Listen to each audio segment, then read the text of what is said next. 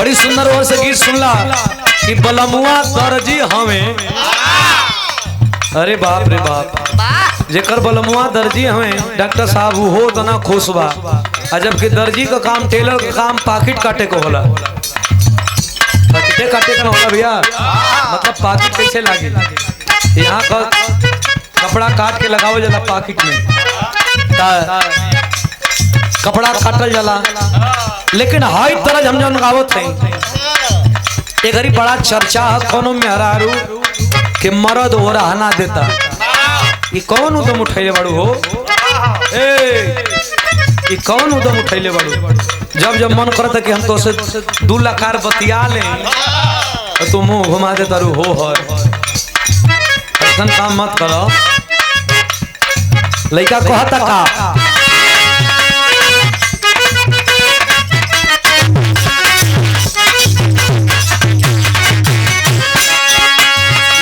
कहे हमारा के प्यार नहीं करे दिलू वही हमें कहियो ना करे दिलू।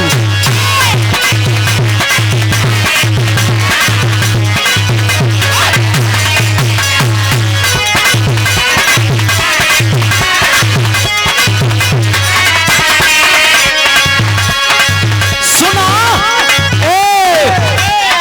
उसी इतने खुश रहो। अपना बलम से नाराज बाड़ूका, अपना बलम से नाराज बाड़ूका, यही से तो प्यार नहीं करे।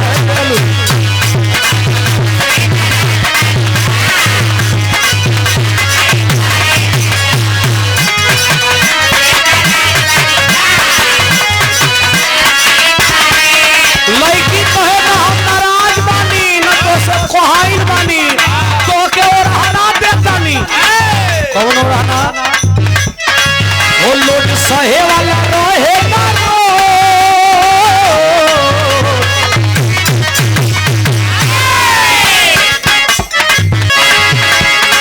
वो लोग सहे वाला रहे ना वही पत्नी पत्नी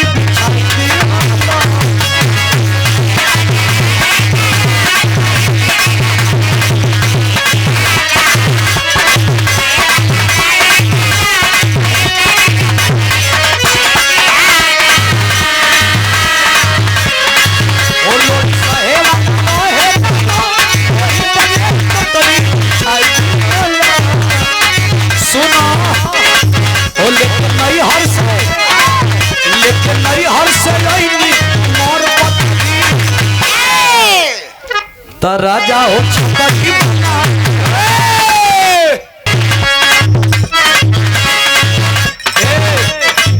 खुशी जी चाय वाला तू काम हमार बिगाड़त हुआ, धीरे से दे के हट जा नहीं तो पटिए में केहू के दे दे कुल पिया दी।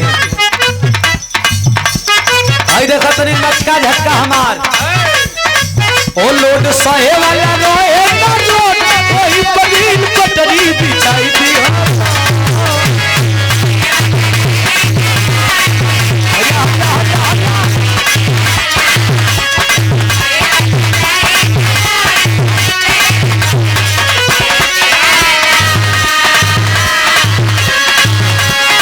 हमारा जगह सो तेजी वाले काम निकाला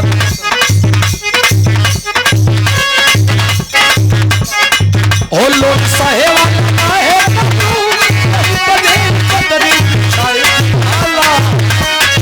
खुशी तो खुश करे खटना होता नहीं। सुना ओ लेकिन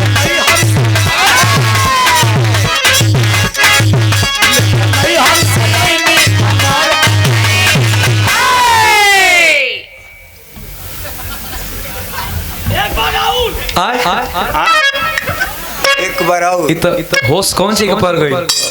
रोहित शर्मा बैटिंग करता ना चैंपियन ट्रॉफी में तो जे वहीं बॉलर चलत ना तो पब्लिक बोलता रहे आक्रमा तो एक बार और वो याद पड़ गई।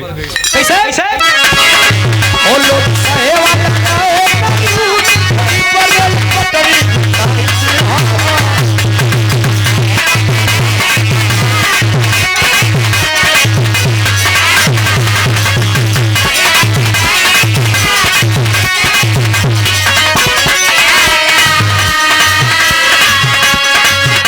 रोड सहे वाला रोहे ना जो वही पर एक पतरी बिछाई दी वाला ए हो लेकिन नहीं हर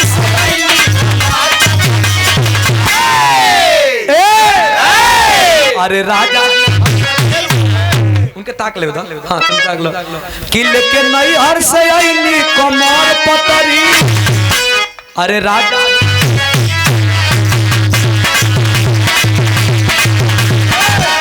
तरी देखिया लेके नहीं हर से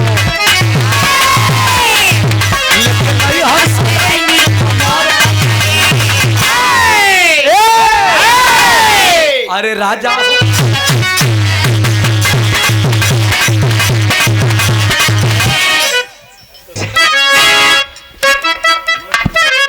लेकिन नहीं हर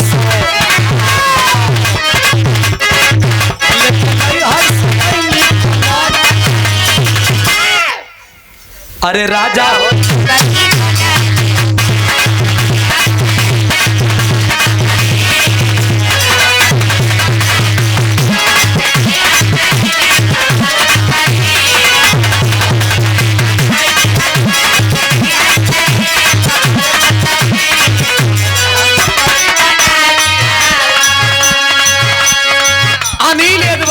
हमारे बड़े अजीज है, बहुत अजीज। जब हमें फेसबुक से परिचय हुआ तो आपका विचार और क्या कहना आदमी हमारे आज के उद्घोषक महोदय भी और भावी जिला पंचायत प्रत्याशी सेक्टर नंबर 2 नौगढ़ से एक बार ताली बजा देंगे।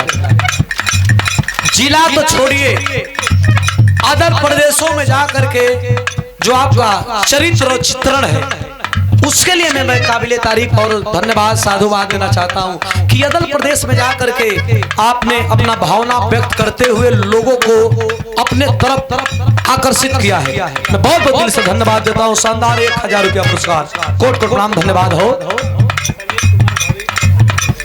भावी प्रधान समीर कुमार जी, आपके द्वारा 100 रुपया कोट कोट प्रणाम बैगाड़ की धरती से।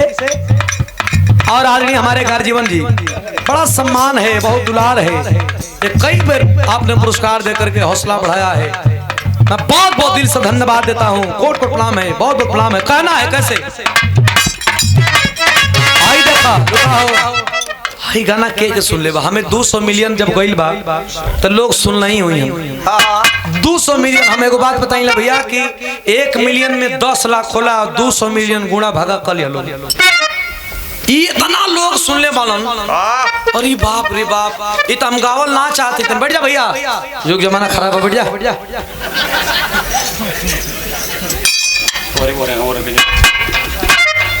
ए भैया ऐसे बैठावत है बीडीसी महोदय संजय भैया, ऐसे लोगन के बैठावत है कि कुछ हो जाई। एगो एकान परस खोजत कब्बे कहा था कि भैया हम पैसा लेना लोग ओकरा में हमारा आधार कार्ड बा वही पर हम लोन करे ले। ए भैया दूसरा काम करो, पर्सनल में गिर जाए। देखा कैसे मास्टर तनी तरज कौन है आप लोग सुन ले हवन। बच्चा याद कर ले बान कैसे लड़का लड़की से कहता ए हो अरे आइलू हक के मेरे बोलता कमर दे में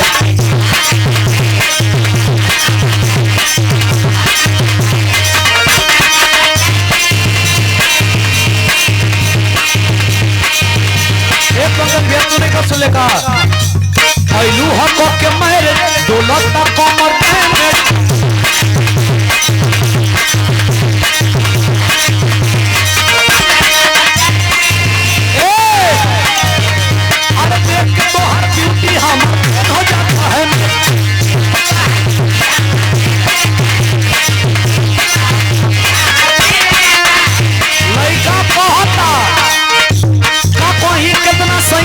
पहले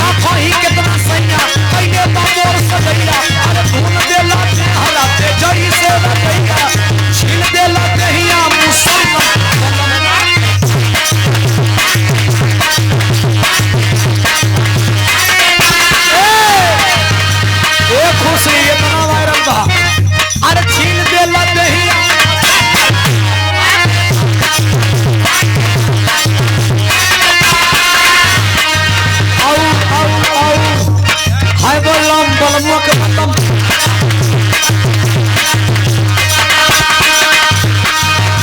अरे हाय बलम बलमुआ के खत्म।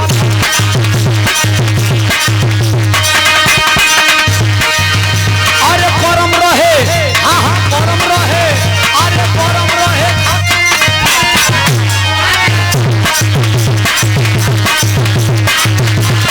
लड़किया के लड़का कहता है मैडम, अरे पवन तू बाड़ू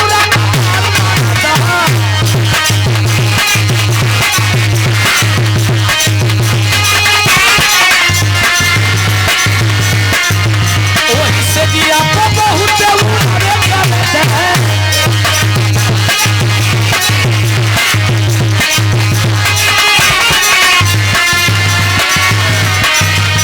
जब धैले ना कवारी मोर बोहर पे तैयारी और से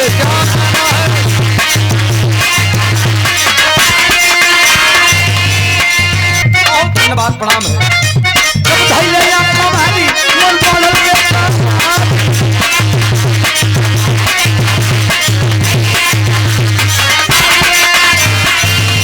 अरे लसर फसर करे लागे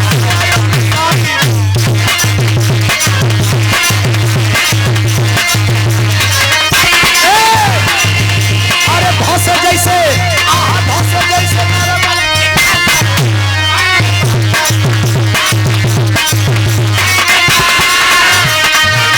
अरे हाय बलम बलमुआ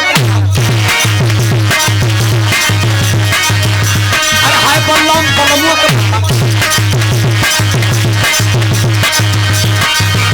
अरे गरम रहे खाके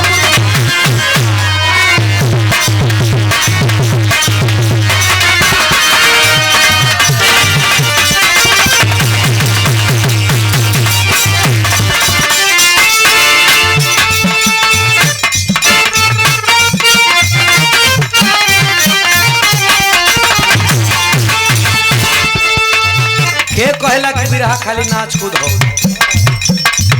तो अपन अपन जितना टैलेंटी बा उतना आदमी पौड़ ले बिरहा खाली नाच कूद ना। मलिकार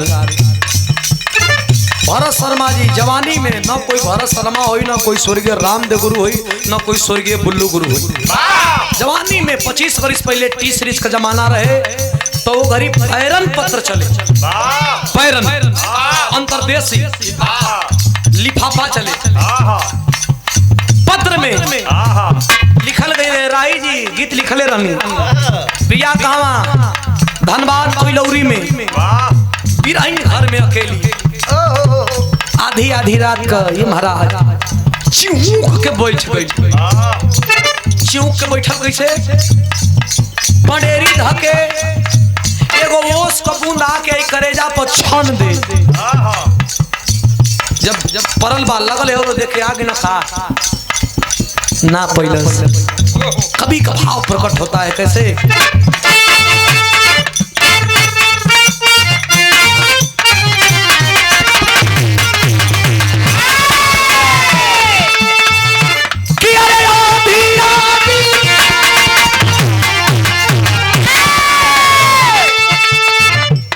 देखा उस्ताद